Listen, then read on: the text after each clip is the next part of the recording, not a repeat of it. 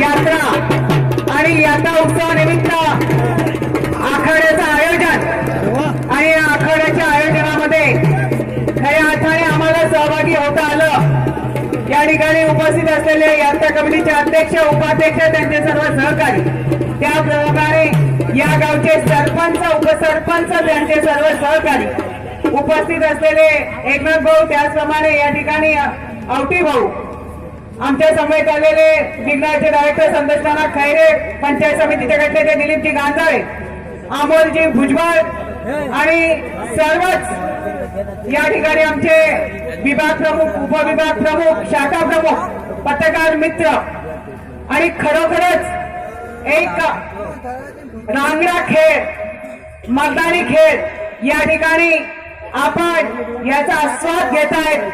सर्व आलेले यात्रेचे मानकरी आणि सर्व यात्रेमध्ये सामील होणारे भाविक भक्त ज्यांनी देवाकडे गाराणं घातलं असेल, प्रत्येकाने आपल्या मनातली इच्छा मनोकामना मांडली असेल आणि निश्चितपणाने ती पूर्ण होण्यासाठी मी देखील देवाला गाराणं घालते की देवा ब्रह्मा या ठिकाणी भैरवनाथ या सर्व यात्रेकरूंचं, मुंबई पुणे बाहेर असणारे देखील आमचे सर्व या भूमीतले भूमिपुत्र सुना देखील या ठिकाणी आलेले आहेत। या ठिकाणी तुझ्याकडे जे काही त्यांनी मागितलं असेल कारण त्यांचं गाराणं घातलेलं, त्यांची केलेली सेवा गोड म्हणून घे, त्यांच्या जीवनामध्ये आनंद फुलू दे।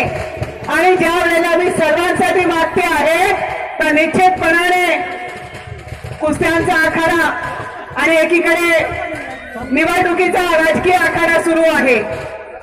या ठिकाणी मी पाहिलं, आता सांगत होते की सलमान खानचं ब्रेसलेट म्हणजे स्टार प्रचार तुमचा चालू आहे असं दिसतंय, परंतु आपल्याला वास्तविकाला सामोरे जायचं आहे। आणि वास्तविक काय आहे तर आता आहे लोकसभा, पण लवकरच येते आहे विधानसभा।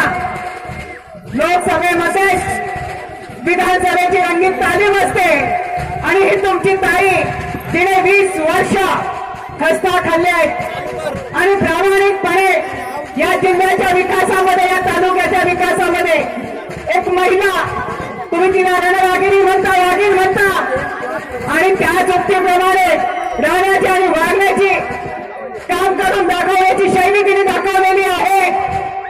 आणि एक गोष्ट लक्षात ठेवा मित्रांनो, माझ्या मतदारांनो, ही वाघीण, ही रणरागिणी विधानसभेला तुमच्या समोर येणारच आहे आणि नुसते येणार नाही तर पुढच्या वर्षी या आखाड्यामध्ये तुम्ही तिचं स्वागत आमदार म्हणूनच करणार आहात।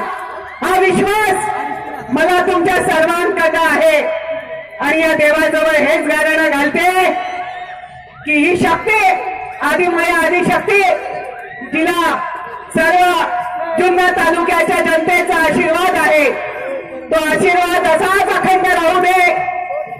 लोकसभेचा रणशिंग फुंकलेला आहे, लोकसभा झाल्यानंतर विधानसभेला आपण सर्व सज्ज झालात आणि म्हणून एक गोष्ट लक्षात ठेवा, तुमची ताई 9लाई होते, 14लाई होते आणि 19ला कधी आमदार म्हणूनच या ठिकाणी येणार आहे आणि तुम्ही तिच्या स्वागताची तयारी करणार आहात।